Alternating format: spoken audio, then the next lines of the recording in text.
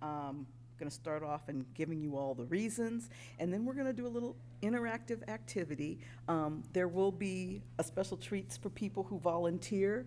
It will not be painful, I promise. You are going to want to do this because you want to present well when you're getting a job and doing an interview. And there are tricks, and I'm going to help you with those tricks. You did fine. Mm. Why are you whispering? What have you been doing today? What have you been doing today? Were you working?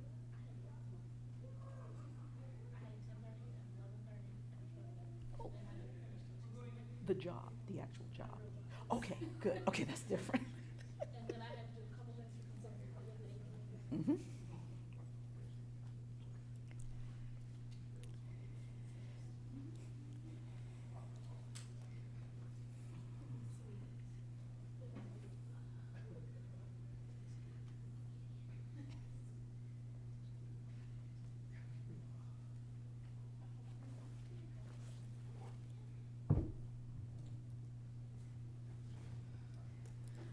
I think.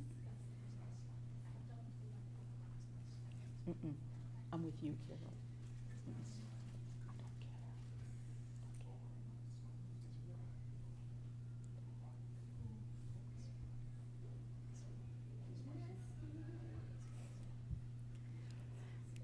care. Okay, we're going to start in 3 minutes. I like to start on time and end on time because I know I'm the only thing standing between you all and the bar.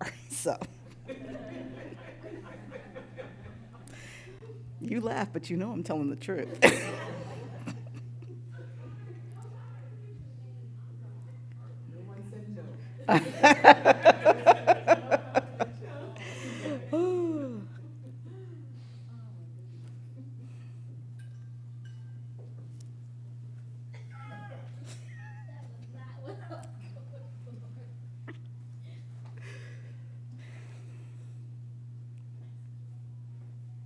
Glenn, you got vodka and didn't bring me any?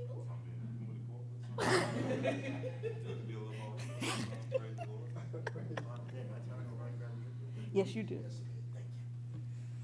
I'll take a vodka and soda, please. No, just one.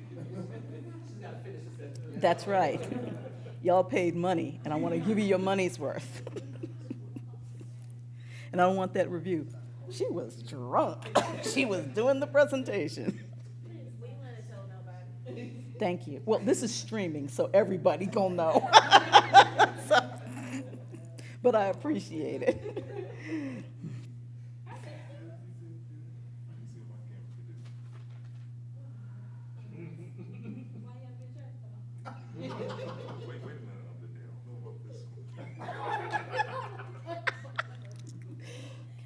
There is no alcohol in this drink. I just want to be clear. Thank you. All right, we're all here. I got my vodka. Let's go ahead and get started. Okay. My name is Bené Wilson. I was a journalist for 37 years and a manager for 28 of those.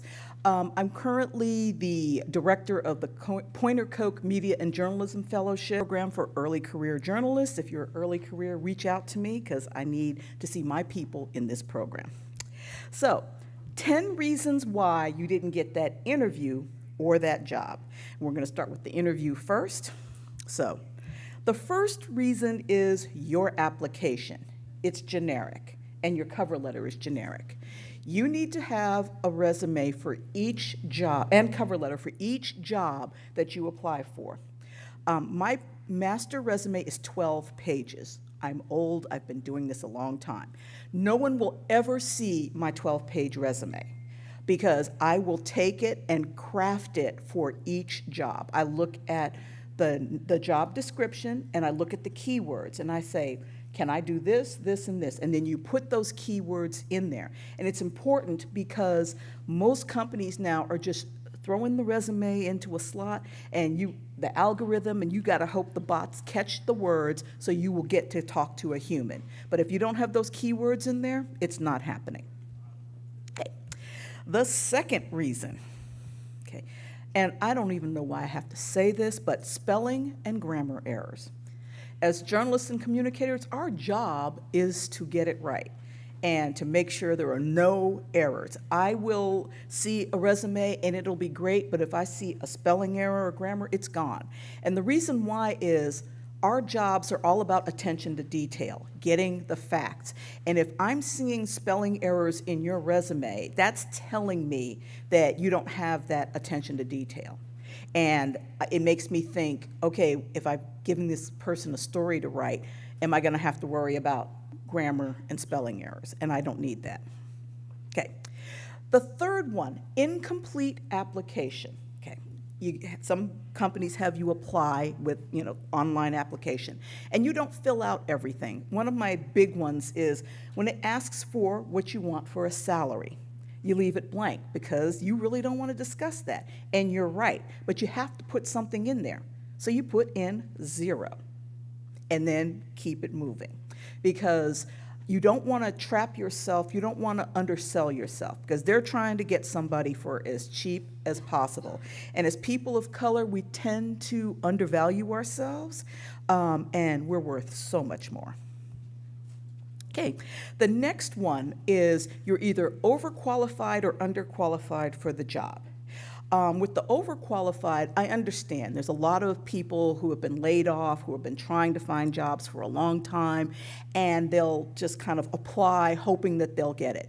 But what the employer sees is, oh, this person has like 12 years of experience, and they're going to be bored in this job, and I'm not going to be able to pay them enough. So that's one side. And then underqualified, it's like if somebody says you need to know how to use Final Cut Pro because you're going to be an editor, and you put in there, I know how to edit on my phone.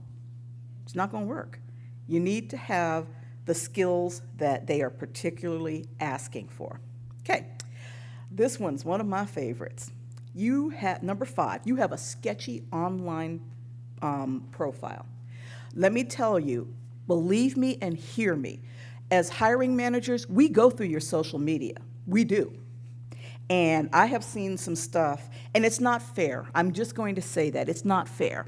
But that's just life. I can't have somebody embarrassing the publication or the, whatever job it is. I see people who have photos that are better left private. I don't need to see you at the party with the bottle guzzling. I don't need to see you on the beach with the bikini that is tinier than this microphone. I mean, I don't need to see that. People don't need to see that, and hiring managers do watch. Okay, another one is extended employment gaps on your resume. Now, since the pandemic, this isn't as big of a thing, and with all these layoffs and everything going on, but you still have to explain it. So if you were, I got laid off once, and I was out of work for probably about 4 months, but I had my freelance business. So it looked like I was continuously working, which I was. But if you've got extended gaps, you have to have it in your head, because they're going to ask why, and you need to explain. Okay. 7, you are a job hopper. If I'm looking at your resume and you've been in there one job for 3 months, and one job for 5 months, and one job for 2 months, and one job for 3 days, that's a big red flag. Because, sometimes jobs don't work out. It happens. But if you keep jumping and jumping and jumping, people are going to look, he's not reliable, he's not going to stay, I'm not going to invest anything in him, and keep it moving. The next one, you didn't follow instructions. When they ask for a cover letter, write a cover letter. If they don't want one, don't send one. If they ask for specific things like list of your skills, all of that, follow the instructions, really. We don't put them there just because we're having fun. We need it to ascertain whether you are, in fact, the best person for the job. Okay. Ooh. Why do I have to say this one too? Lies on your application or your resume.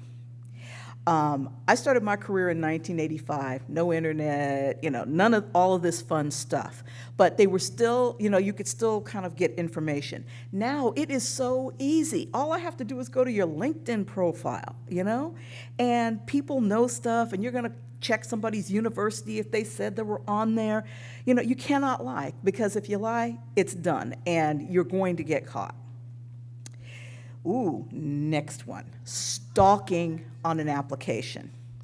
You submit your application, you're waiting to hear, and I know that you're anxious, but emailing, calling, carrier pigeoning notes to the hiring manager is a no-no. Because we have, and the hiring manager like me, we have a whole full job. We're trying to get publications out. I don't have time to go through you sending all these emails. Well, I'm in, am I out? We'll let you know, I promise. And it's not personal. People think that hiring managers, we're just sitting at our desks all day, looking at resumes and waiting for people to call us and say, did I get the job? No, I'm still running a newsroom, so no stalking. Okay, so those were the 10 reasons why you did not get the interview. So now, the interview. So now we're going to go to the interviewing part. So, first, yes. Can you just run through them real quick? Oh, sure. I sure can. Yeah, I'll just list them again. Okay. For the application part, your resume or cover letter were generic. Your application was incomplete. You're over or underqualified for the job. You have a sketchy online portfolio. Extended gaps on your resume. You're a job hopper. You didn't follow instructions. You lied on your resume or your application. And finally, you stalked the hiring manager. Yes? Yeah, the typos on the grammar, yeah. Ooh, see? No, that was number 2, spelling and grammatical errors. Yes. Yeah, just so that you get some more. Okay. Oh, thank you. Mm-hmm. So now we're going to talk about why you didn't get the interview. Okay, number 1, you're late. My father, who was a retired Air Force colonel, always said, Benet, the world does not run on CP time, and it doesn't. So if you're late, it's done. Okay. You're not dressed for success. I'm not saying you have to have on a full suit, a tuxedo, a ball gown, but especially, during the pandemic when there were a lot of interviews on screen, but have a nice shirt on. I had an interview with a gentleman who had on a wrinkled t-shirt, and it was this kind of sexy naked lady doing this. And I'm like, oh, no. Oh, and Carol, I'm sorry, the Dress for Success, it's Prince. I was supposed to have a screen and projector, but I have some really cute slides, but I'll send them all to you. The next one is you've done no research on who's interviewing you or the company that you're applying to. Because you're going to go in and you're going to, they're going to ask you questions. They want to know that you know about the company, so do your research. And then the interviewer, you can find out who the interviewer is. Go read their LinkedIn profile. Very simple. Okay. Next, you either flubbed your answers or you shared way too much. Interviewer asks you a question, you just stick to how, and we're going to talk about this a little later, but you just stick to what you are asked about. And then you get nervous in interviews. Everyone does, except me. And, but, you just take a breath and recover and keep it moving. Okay.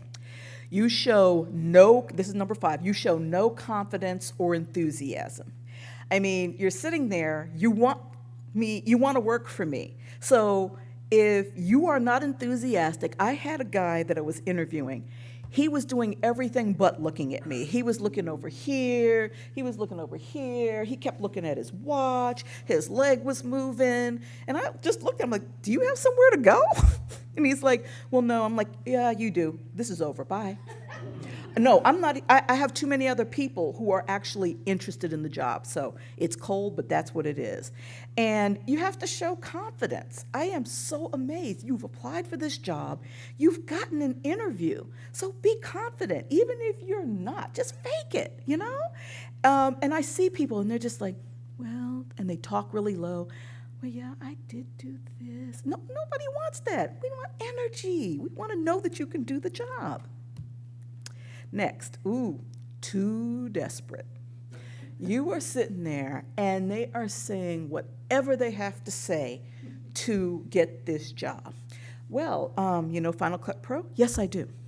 Do you know how to edit with Adobe Premiere? I sure do. Do you know how to construct a bridge? Yes, yes, I can do that. You know, don't be desperate. It just comes off bad and it just doesn't engender confidence in you. Okay. Number 7, no follow-up. I will tell you, people who send me an email or the smart ones send me a handwritten note card. This is a lost art. Those people stand out.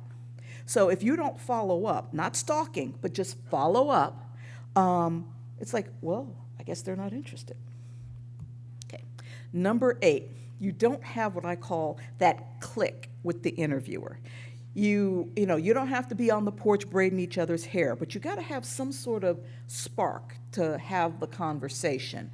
I was in an interview once, and this guy was interviewing me, and I could not get through to him to save my life. And he was just like, and I saw a picture behind his desk that I recognized. And I was like, oh, I recognize that picture. And he was like, you know where that is? I'm like, yeah, I go there every year.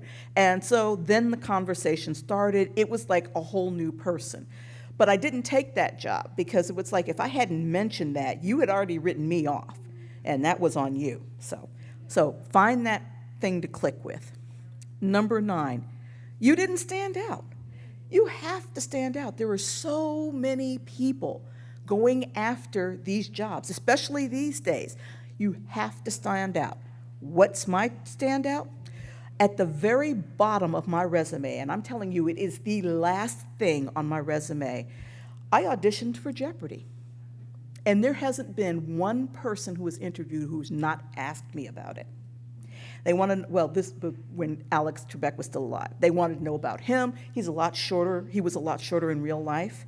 They wanted to know about the other contestants and how I did. I was shocked that there were people that were smarter than me. I was like, but when you're doing it on, you're sitting in front of your TV and you're shooting off the answers, it's great. But when you're at that podium with the light in your eye and the clicker, So you want to stand out.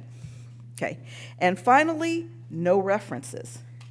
You've got to have some references. And it can't be like your first cousin's boyfriend's sister's girlfriend. It has to be people who are in the industry. For the young people, you can do a professor or two, but you have to get somebody from your internship or something like that, because you have to have references. People are going to call. And then I will also slide in there, there's also the whisper network, okay? Y'all know. Sometimes you can't call the official person, so you call the unofficial person. So that person's gonna tell you a lot more than the official reference. So just remember that, this is a big industry, but it is a small industry. Okay, so now it's time for the demonstration part of our program. What I want to do is kind of do this interactive thing. I'm going to ask for volunteers. I'm going to ask you questions in an interview, and then we're going to walk through what you did right and what you did wrong. And my first volunteer over here is Michael Lyle. Yeah, you sit there? Okay. Okay. So, Michael, tell me about yourself. I have worked in the business for over 30 years. I started my career at ESPN in 2003. I worked there as a production assistant for 6 years. Afterwards, I started venturing into local media in Connecticut, doing local radio broadcasts as a news anchor and a producer and a reporter. I worked at several outlets around New England. One of them was WTIC in Hartford, and just most recently I was at WSHU in Fairfield as a reporter there. I also worked weekend shifts in Springfield, Massachusetts, If that wasn't enough, I was also working as a professor, an adjunct professor at Quinnipiac University part-time. So I bring a lot of experience both in media and education. This is it. That was perfect, because what happens is when you ask somebody, tell me about yourself, they go into their life story. I had an interview like a month and a half ago, and I asked the guy, and it took him 20 minutes. And then I was like, well, the interview's over. I ran out of time, you know? So what Michael did was he talked about his career progression, he talked about his experiences, and he talked about he is enthusiastic and happy to take the job. Okay, who's next? Okay. So, what's your name? William. Okay, so William, tell me about your weakness. Tell me about your weaknesses. My weakness would probably have to be that when I do my reporting, I'm more of a solo reporter. I'm not as big as I should be as working with my colleagues. I usually like to do things on my own. Okay, bzzz. Okay, we're gonna stop. That's the bzzz. Okay. This question is designed to actually get you to tell on yourself, and you don't want to do that. So instead of, what you were doing, you say, well, I work really hard and I want to do well, and I have been working on that, and then give examples of how you've done it. So you're turning that weakness into a strength instead of like sitting there like, oh. Should you mention a weakness? No. You want to say, I'm improving. You never say that you have any weaknesses. Yeah, exactly. Yes. Wait, hold on. What's your thoughts on when someone uses the line, I'm a perfectionist, that's my weakness? Do you think that's played out? That's played out. It's completely played out, because we all want to think that we're perfectionists. And when I hear that answer, it's like, yeah, we're moving. Yeah. Benny, I don't like the weakness question, and I don't ask it, but I. Thank you. But I do think, though, that if you completely evade it, that can also come across as like, well, you weren't really responding to the question. Well, no, I'm not asking people to evade it. I mean, because you're right. You want to be open, but what you don't want to do is sit there and just do a bloody confessional about every wrong thing you've ever done. I think one thing you can do is like tell an example or say, sometimes I get so wrapped up in telling my individual story that I need a moment to step back and recognize it, and pull in photo and video, and pull in collaborators to work with me, because I'm so passionate about the story and have latched onto it so intensely that I have to remember to step back and let others, also be a part of the story. I'm just trying to rephrase yours. Yeah, that's it. Well, I'm going to sit down. Sewell, please come up and. Did I see? Oh, yes. I would say the best answer to that question I've ever heard is, I appreciate the question. My strength is also my weakness. Kind of going to the same idea. I'm so excited. I get so passionate. Sometimes I rub people the wrong way, or sometimes I break some glass, or sometimes I do some things. But it's because I'm so into what I'm doing that I got blinders on. And those are the kinds of questions, the kinds of answers. If you can turn a negative into a positive, that'll move you forward. Yep. So I need another volunteer. Okay. What's your name, sir? My name is Cedric Granger. Okay, Cedric. Tell me about a time that you had adversity on the job and how you resolved it. Yeah, so for me, I'm a play-by-play broadcaster, and going through a 72-game season, that was the first time I've ever done that many games. And I've gotten to see other people who were very experienced and see how they went through it. And for me, I felt like I was a little bit behind at first. But in order to accomplish that, I went and I talked with them to see what they were going through and how they were able to adjust during their first years, and that helped me to learn how to be sustainable throughout the process. I'll give you one example. One example is that when you're doing 72 games in a row, sometimes it can be difficult to prepare for both sides. But for me, I can be able to use my resources outside of just the internet resources to get ready. So for example, not just talking to our own team's coach and our own team's players, but making sure to talk to other team coaches and other team players, because they give us a lot of great insight for how to make the best play-by-play broadcast. Very good. That was perfect. Love that. Okay. Next volunteer? Okay. Rod Beer. Okay, Rod. How How well do you work under pressure? Pressure's in the name of the newspaper game. You're dealing with deadlines. You're dealing with things that may not feel right at the time, but you have a hard deadline. You have to stick to it. And if you don't, there are consequences to that. So you have to do the best work you can in the time that you have. Okay, excellent. Short, sweet, to the point. Next volunteer. In the back. Danielle. Danielle, talk to me about a time where you were working with a boss and you all disagreed on how a story should be done. All the time. Just a couple weeks ago, we were, had different opinions about how to approach a story. I started out with, we'll of course do it your way. However,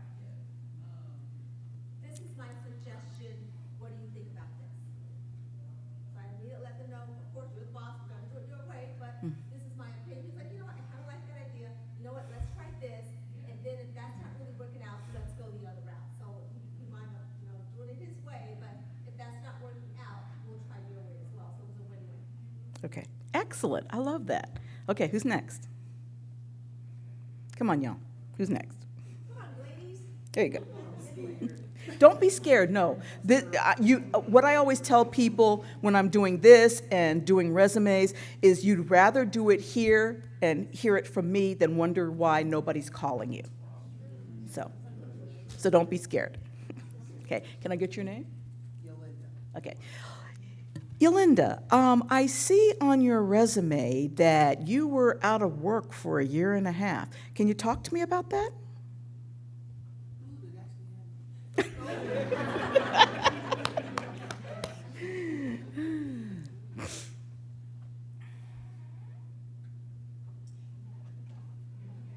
It's okay. I am really stumped because this actually did happen. Mm-hmm.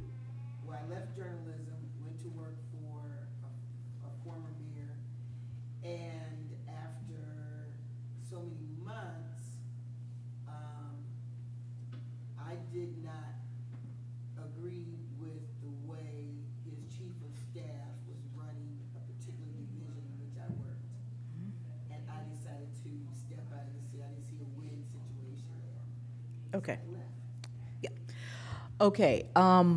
You were on the right track, but you don't ever. I mean, the situation happened, and there's a way to kind of turn it so you're not sounding like you are kind of pissing on your boss when you kind of are.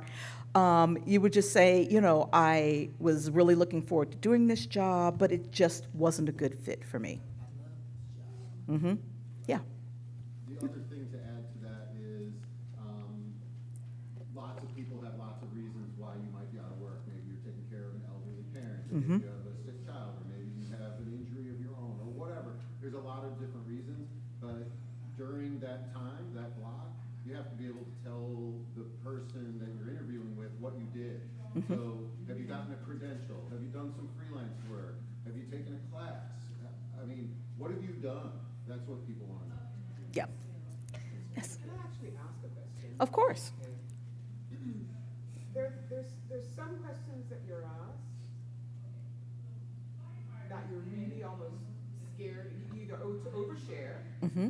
or when you tell the truth, it's potentially, I don't know, negative, right? Like, why did you leave the last job? Yeah. Or, or I was asked one once, so I love your resume, and I've only been interviewed, and this was not a job, it was just a discussion. You said, why have you not been promoted into that position by now? And there were all these personal things that were happening, including the death of my parent, I couldn't talk about, too personal. But, what do you say? So I actually this is the first time in my life I did not know what to say. You do not have to get into all of your personal business. You can just say something like, I was dealing with some personal family issues. And, I love my job, but I had to take that time to make that my family a priority. But as soon as it was done, I was right back on. And the why did you leave the last position is always the one that Yeah, I mean, My boss it, was horrible. That's really what you want to say. yeah, yeah. No, yeah, yeah. Mm-hmm, yeah. So what do you say?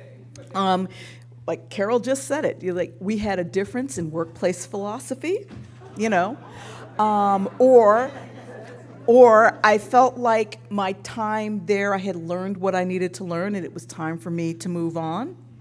All true. You're not lying, you know. You're just not like, yes. Yes, how you frame it. Mm-hmm. Yes. And I think for some of these questions too, your mental health, your mental wellness is something that people have always or typically been afraid to point to, but I didn't work for a year and a half because I had some things I had to handle in my life for my personal wellness. For why did I leave that job? Personal wellness, just the mental well-being is now something that people are caring a lot more about. Mhm. And some people may not follow up if you say it was a personal wellness thing. They may not try to dig that much more into it because you've kind of given them a signal that there's a stop there. And you don't want to work for that company anyway. So, Can I say something? of course. I answered that because that question you asked hit me. It happened a long time ago, and Mhm. I since worked. But what coincided with me leaving that position was I was married at the time. We were opening up a funeral home, so I used that as my excuse to take a leave to Mhm. try and go at a family venture. Mm-hmm. And you can just say that, yeah. That is what I generally use when people ask me about that gap. So I actually put that on my resume, but Okay. it has nothing to do with what I do. Can I just add to that? Sure. Kind of go off of what I said a few minutes. I'm sorry, I don't mean to over participate here. My name's Ben Castor. I'm a talent acquisition manager for American Public Media, and I interview thousands of people. So Mhm. I get this. So you talk about, hey, I went to start family business, right? Did you do the communications, the public relations? Like, talk about the work that you did that's relevant to the job that you want. Mhm. Talk about that. Yep. Yes. I had a question as well, and just to piggyback off of what you're mentioning about personal development, mental health Mhm. awareness, and stuff like that. I want to know your take about neurodiversity as well.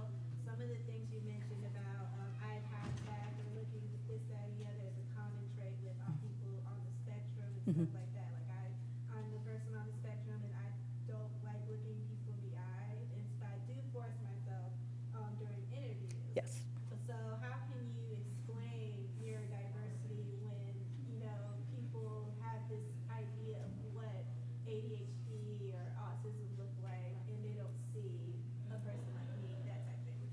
Yeah, that is a good question. It's also a tough one because, a lot of people, I have a niece who's on the autism spectrum, so I understand this, but a lot of people don't understand it, and when you try to explain it, they're like, oh, something wrong with them, you're out.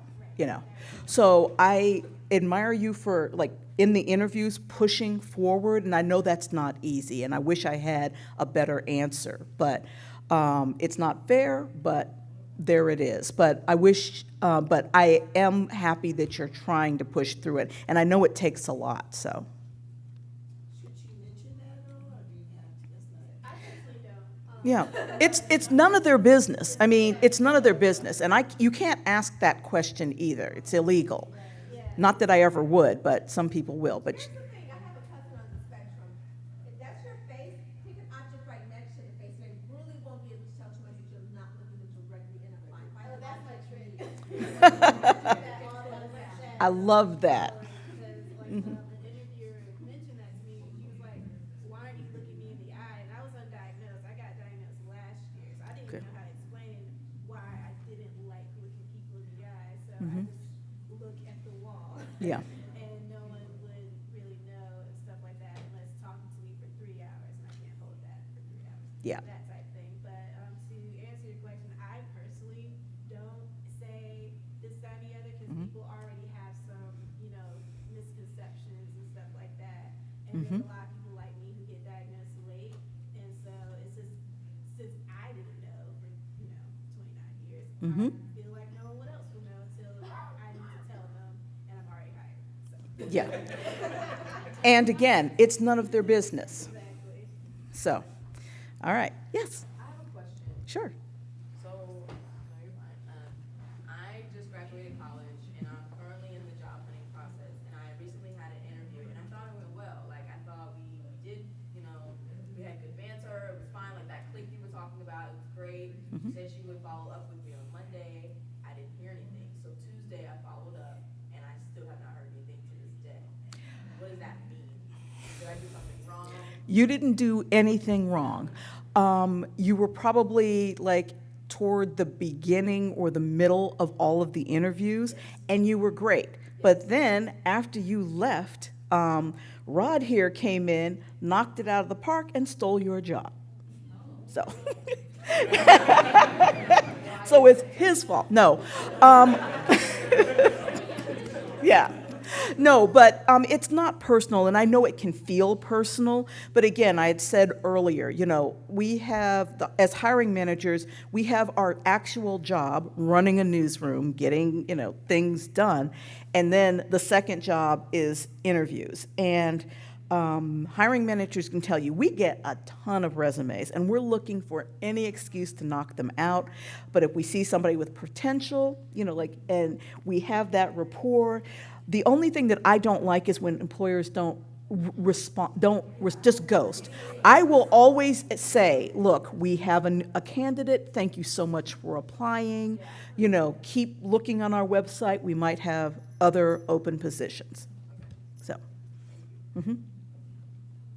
yes. How do you handle ghosting and to know whether or not to follow up? Yeah, because, yeah, you want to know, you don't want to stalk them, but you just want an answer. What I tell people to do is, you've had the interview and it felt good, so give it 3 or 4 days, right? Follow up and say, hey, you know, lovely conversation, I'm very interested in the job, you know, just let me know if there's any movement, and you get nothing. So then I would wait like another week and then say, hey, you know, I know you've probably been busy, but, you know, I'm still interested in this job. If you could just let me know yes or no, you know, that's all. And then they ghost again. You need to move on. Yeah, because you don't want to get to the point where you're stalking. You do. You do. But, I mean, it's just, it's really annoying because, you know, you've put all this time and effort in, and this person is just acting like, you know, they never talked. Yes? Can I just make one point? Please. In the interview, you're also interviewing the prospective. Yes. Mm-hmm. So if this person doesn't have the courtesy to get back to you, now again, maybe they got sick, we're all human, maybe they didn't have an out of office set up, but like, there have been times where people have gotten back to me and said, hey, I haven't heard back from you yet. And usually that's like, okay, I'll immediately respond. But if you really, like, you've sent them twice, I don't know, maybe the spam filter, I mean, that's the thing always with this uncertainty. But in general, yeah, at a certain point, like, if they're not showing the courtesy to get back to you, you need to move on. They're not worth, Being your colleague. Or if they're absent-minded or disorganized, it's like, do you want to work for a boss like that? Not saying that's always the case, but Yeah. those could be red flags too. Yeah. But also find out what's going on in that market television-wise. They could be dealing with a collapsed building, a fire, there could be valid Yeah. reasons Yeah. why they didn't get back to you on that day or a couple days later. Yeah. Okay, I need another volunteer for the next question. Come on. Okay, stand up. Or just tell me your name. My name is Erica. Hi, Erica. Why should I hire you instead of somebody else?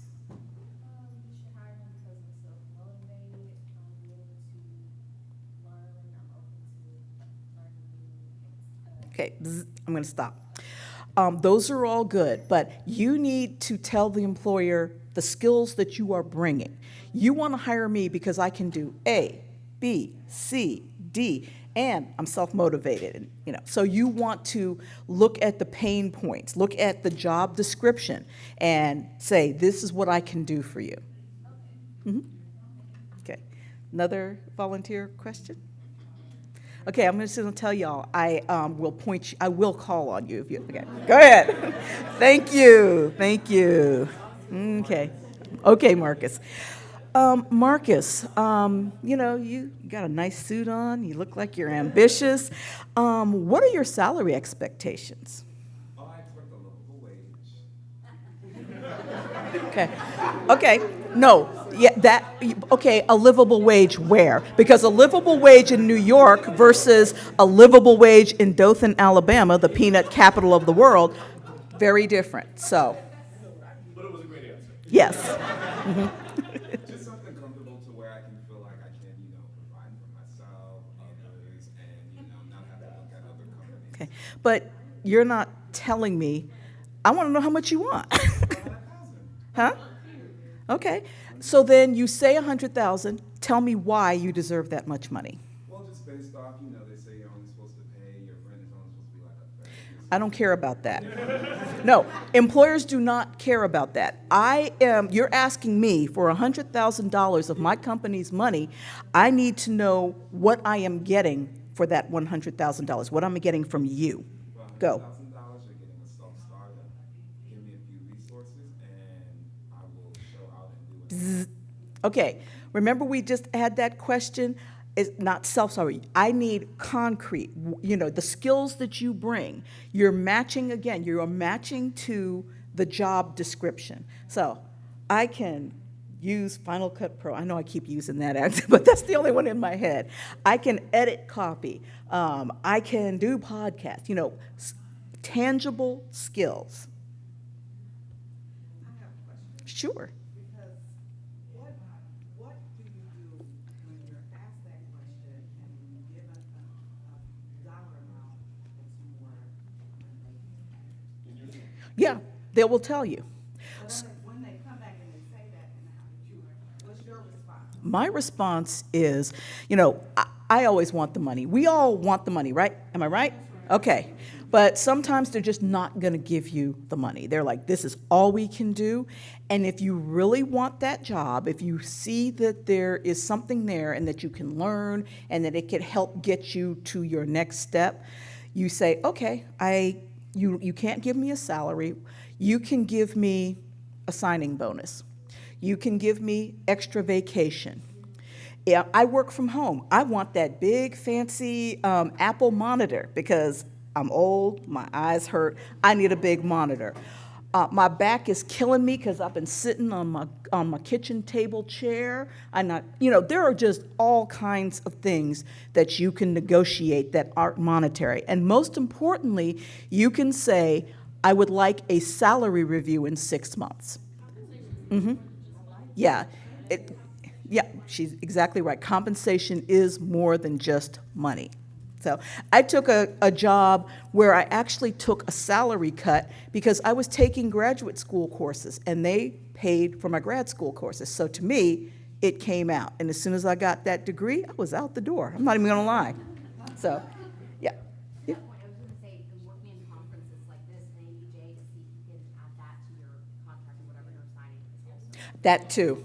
Yeah, all of my employers have paid for me to go to NABJ and the Online News Association. But should you respond with a range if you're asked that question? Yeah, how I do it is, my last job, I have what I call the pie in the sky. If I get this, I'll run naked through the streets and nobody wants to see that. And then I have my middle range where it's lower than pie in the sky, but it's still good. And then I have the third number, which is the absolute lowest I will go to take the job. So I have those numbers for whatever job I'm in. I have those numbers in my head. So my current job, I went in and asked for $210,000. Now, I figured I wasn't going to get that, but I had a number in my head of what I wanted. Is that the Naked in the Streets number? Yeah, that was the Naked in the Streets number, yeah. So I ended up getting my my middle of the middle. So I didn't get like the Naked in the Streets, but I didn't get like the lowest one. So it worked out.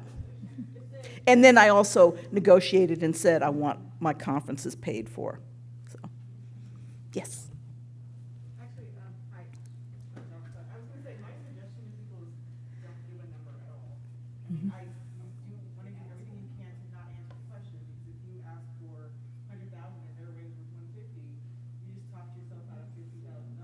But that's also why you study and you go and look at what comparable salaries are.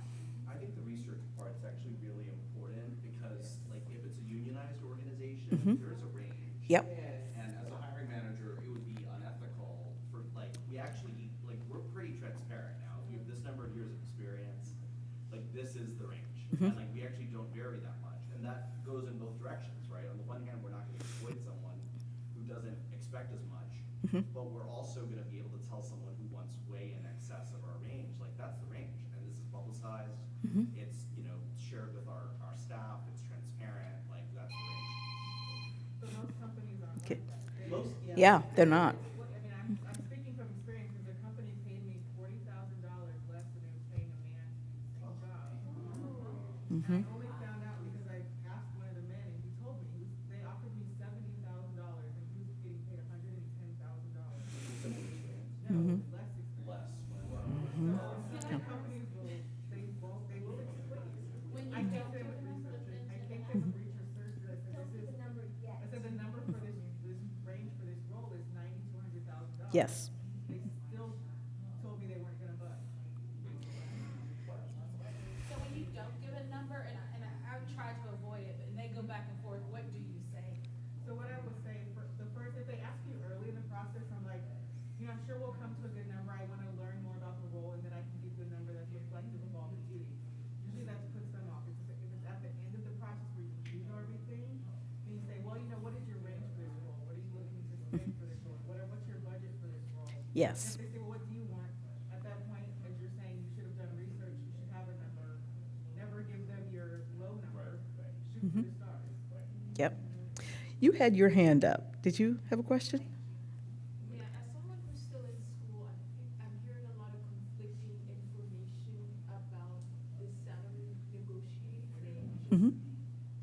Overall, what do you recommend, or just, I guess it depends on the situation that you're in. It depends on the company. It depends on the job. It depends on how much you're willing to push. It depends on the market. And the market, yep. Can I say Yes, go ahead.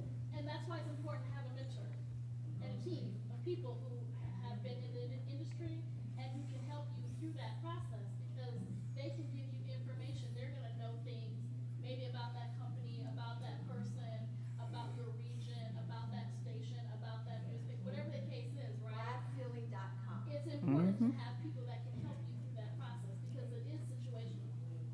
Yes. I have a question, Devon. Yes.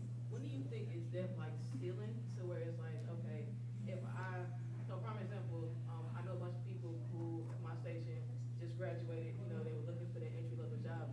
And I remember hearing my manager was like, well, they didn't want to take 36,000, they didn't want to take 30,000, but you're getting your foot in the door. And as I was told, it's like, yeah, you can get 30,000 for a year, you gotta move to, a very small town, but you're getting your foot in the door. At what level do you stop and be like, all right, I need 40,000, but you gotta realize it's gonna take you longer to get that first job, but it's like, get that 30,000, get the experience you need, you're only there for a year or two, and then keep going. When do you kind of understand that? That's up to each individual person. It really is. I mean, there are some people who don't want to move. I have mentees, I don't want to move. I live in Houston. I don't want to leave my boyfriend and my family. And it's like, but you're not going to be working in the Houston market because you just graduated. You're going to have to move. So it really is a personal choice. I took a job, my first job, the pay was so low, I could have gotten food stamps. But I learned a whole lot on that job that has gotten me through my career 38 years later. The lessons I learned on that first job, because I got to cover a whole bunch of different beats and learned a lot about that, and that job has served me well ever since. Yes. As a young person, do you think it's well for us to negotiate pay, or do we just? No, you should. No, I'm so glad that you asked this question, because as people of color, we tend to just take what's offered because we're just so happy that we got that first job. But if they have offered you the job, they want you. So they don't want to have to go through the whole process again. So you can negotiate. And again, like Carol said, it's not just compensation. There are non-monetary things that you can also get, like getting your conference paid for. So, okay. Wait, I'm sorry. I'm going to swing over here because she's been waiting. So go ahead. It's kind of funny you mentioned basically, negotiating your salary, because that was what I was gonna ask. Essentially, how do we not look like, what's that movie? Oliver Twist saying, "Can I have some more?" No. Okay. This is a good question because I was one of those people in my career for years. I was just happy with what they gave me. And then I had a baby, okay? And that baby likes to eat, right? And so when I had to negotiate, it was always excruciating. But then I got this picture in my head of my baby going, "Mommy, feed me, feed me." That's a powerful motivator. So you need to find your motivation. It may be a kid. It may be, I want to go on a cruise, a virgin cruise with my friend April. I want to go down to Brazil. I want to, whatever it is that you want to do, keep that in your head when you are doing those negotiations. Okay, wait, hold on. No, you and then you. All right. Okay. I would just want to say that sometimes the negotiation happens at a point in time during the interview process that you're not expecting. Usually in that first screening phone call, when the recruiter asks you the question about compensation, you get to a point, they type in a number, that's the number. The higher up you go, the longer you're in your career, the more opportunities you'll have to negotiate as you move through the process. But if you're coming out of school, if you're less than 10 or 15 years into your career, you're negotiating that salary in that first phone call, and that recruiter is then going to the hiring manager and saying, "Hey, Vinay wants $210,000. I'm worth it. The manager moves into the process with that expectation. If you come at the end and say, "Well, I really wanted 250,000," you're probably going to get cut. Okay. Oh, yes. Well, just off of, that was my question. I've been asked that question at the beginning. What is your range? And then they ask me, what do I want? And then I just ask, well, what is the range? Because it's usually set. So is Yes. that, and they've told me, so is that a good question? That is a very good question because, a lot of companies now have salary bands, or what Sewell was talking about. They're very transparent on what the salary is. And when you've got that, and they're not going to go past that number. But again, non-monetary compensation, that can be negotiated. You can always ask. All they can do is say no. And if they say no, you don't want to work for them. No flexibility. Wait, hold on. Yes? So, how do you go about kind of like, you mentioned negotiating and like paying for conferences and non-compensation kind of things. Like, how do you go about having that conversation? Like, my contract is up in a year and I'm looking to stay within my company and that's something I want to like negotiate. Okay. I'm going to use my friend Carol here. So, Carol, I gave you the salary. How does that look? How do you like that salary? I think the salary is great, but I would like to talk about some opportunities for professional development that would benefit both myself and the company. And so the National Association of Black Journalists Conference is the largest conference of people of color in the world. And I think that that's something that I would like to attend yearly, and I need your help as my employer to make sure that happens. Boom. Love that. Yeah. And also, I would add to that, every year that I come back from a conference, I have a one-page summary of what I learned, who I met, and if I learn something really cool, I offer to teach it in the newsroom. Okay. Okay. Yes, show your value. Okay, in the back. There's a couple sites for the new people starting out. Glasscity.com gives you a reporter rating from low to high in that city area. It's experience. There's another one called paycheckcity.com. So those are two good ones. Now, for your early ones, use those and use your mentors for negotiating. Mid-size, you guys, probably don't want an agent, but you can pay somebody to negotiate your salary if you don't want, and they know the ins and outs of the business. There are entertainment lawyers, entertainment people just for this industry. Also, do your research, and then I want to know, is it ever okay to say, you know what, let me think on that and get back to you with a salary? Yes, you can do that. Just like, Early on, I know what a Exactly. That's exactly what you can say. Yeah. No, you can. I mean, you should take time, even with the job offer. You shouldn't just say, yeah, I'll take it, Think about it. Make sure you are sure that you want the job, that it's giving you everything that you want and everything that you need.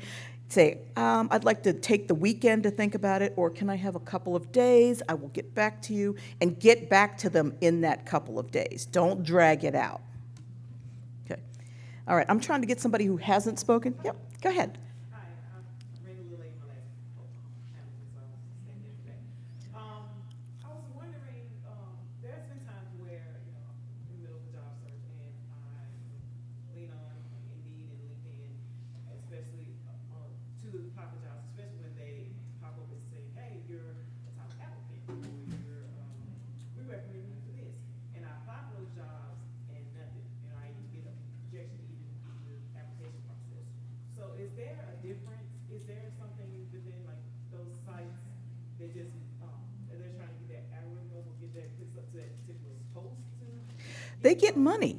They get money. So, of course, they're going to throw, oh, you're perfect for this job, and you, and you, and you, and you, and you, and you. So, they need you clicking, because that's how LinkedIn earns its money from, outside of the premium subscriptions. So they want you on the site, they want you looking for jobs, they want you applying, because then they can go to the employer and say, look at all these people who applied for your job.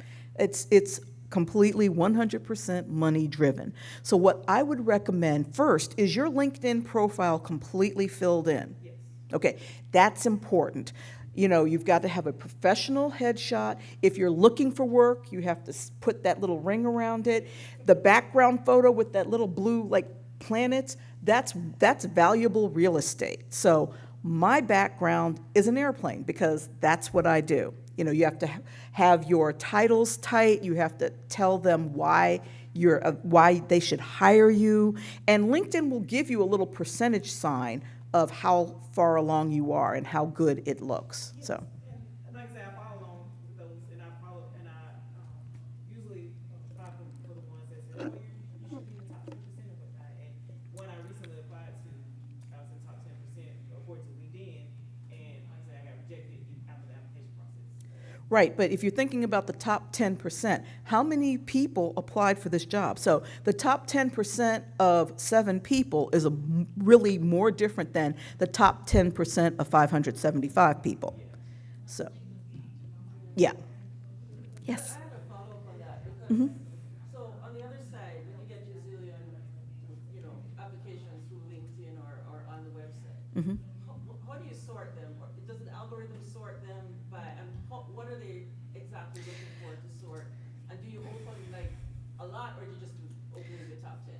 LinkedIn kind of goes through your information, and if they think you have like even one shred of qualification for this job, they're going to throw it at you.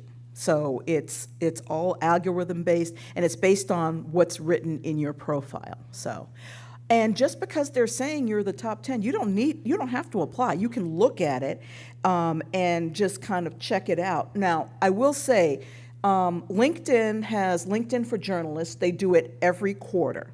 So not only do you learn about LinkedIn, but then after you finish the course, you get premium for a year. And premium is good because you get a lot more information and data about who's applying for the jobs. You get better access to hiring managers. LinkedIn for Journalists is gold. Join the the LinkedIn group, LinkedIn for Journalists. Look, I think one is coming up, but it's an hour, and it is well worth that investment. Oh, can I say something about that now? Yes.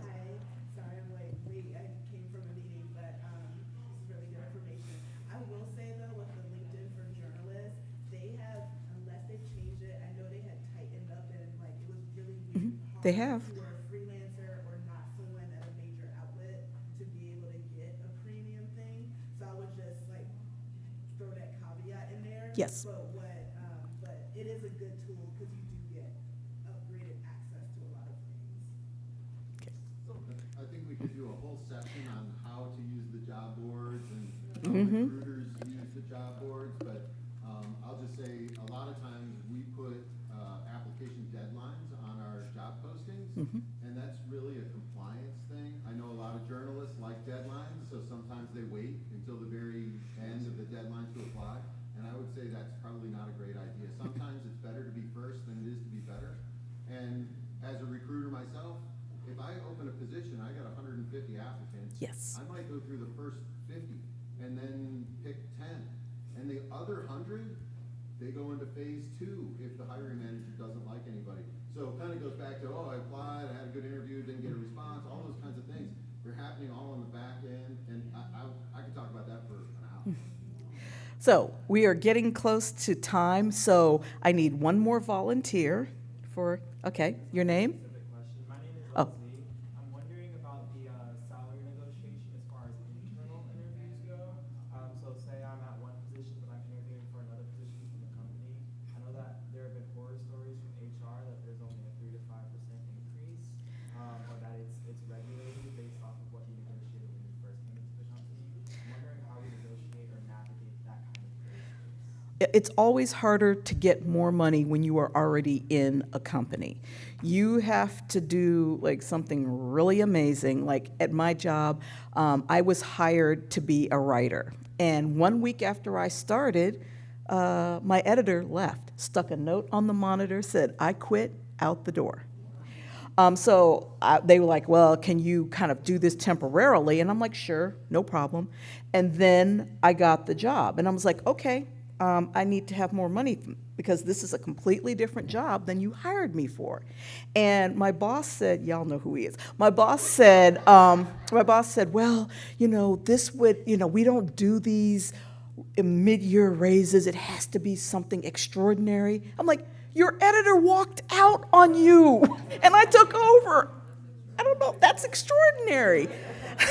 I got the money. But, those examples are few and far between. So you're going to have to justify, like, beyond the 3 to 5%. What I do, and I recommend everyone do this, on your personal computer, open up a Google Doc, break it down into 12 months.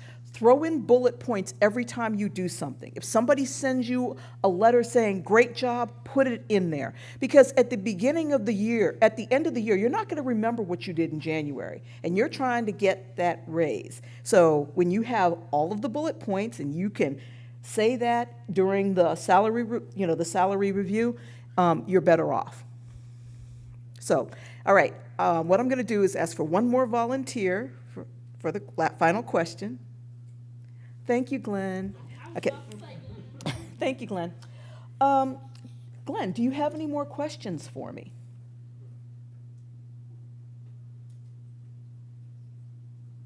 Bzzzt.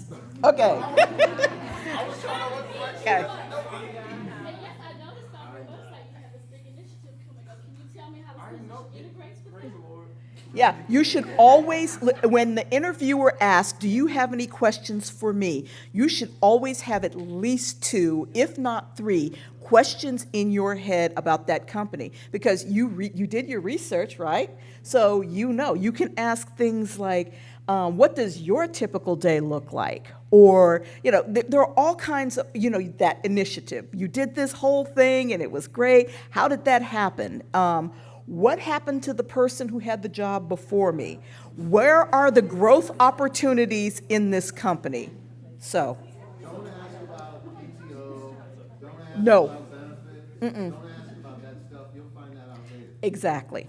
But it's okay to say, why did the other person leave?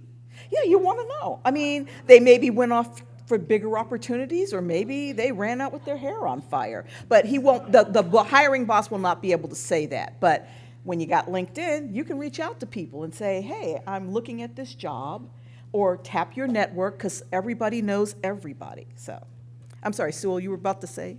No, I think it's always a good idea to actually say, so will you have your, especially as it gets serious, will you have your HR person reach out to me on benefits? Yes. So that you have a chance to look at that package, and that will explain 401k, health insurance, medical, dental, vision, professional development, and read that carefully. And by the way, the employer is expecting you to negotiate. So if you're not Yes. negotiating, you're just leaving. Feed me. Yeah, you're leaving money on the table, taking food out of my baby's mouth, so. Okay, Rod, and then you will be the last question. Go ahead. On that point, I think somebody else said something.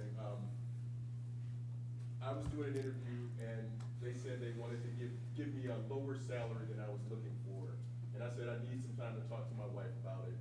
And 10 minutes passed, he called back and upped it to the number that I wanted, just on the idea that I might say no because I'm talking to somebody else. So it's just me, and he feels like I have to answer that right now. Don't feel like you have to give an immediate answer. She said, take some time over the weekend to think about it. When he called you back, did you feel you should have asked for even more? No, because I had my Naked Industries number too. But the other point that you asked about for beginning journalists, if that number is too low, think about if it's 3 or 4K below what you want, you stay in that job for 4 or 5 years, that's 12 to 20K that you've given back by not getting that number. So you can aim higher, and usually they'll come back and say, well, we can't give you what you want, but we can give you this, and then you can get in the negotiation phase. But when you start thinking about where your salary is and over time, how much you're giving back 3K every year, then that crystallizes it for me that I gotta be more aggressive in my negotiation. It's all about the math. Okay, last question. In regards to the benefits, how do you start the conversation about negotiating when you get? You don't negotiate the benefits. You ask them, what is your benefits package, you know? Is PTO unlimited? Some companies still do vacation and sick days. How much am I going to have to pay toward my health care? Some employers do 100%, and some, you know, I had one where it was so bad, if I got hit by a car, I was covered. But other than that, I used to have my grandmother send me my medication because I literally could not afford to buy it.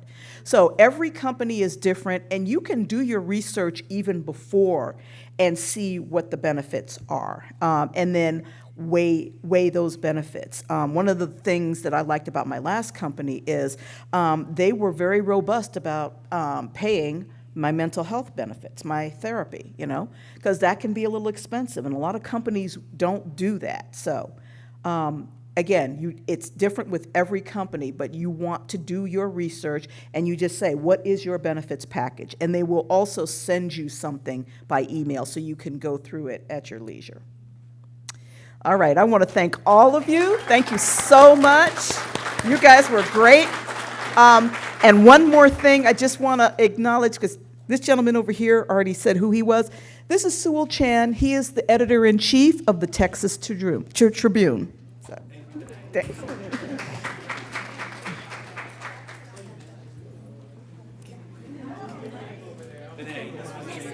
Thank you. Thank you.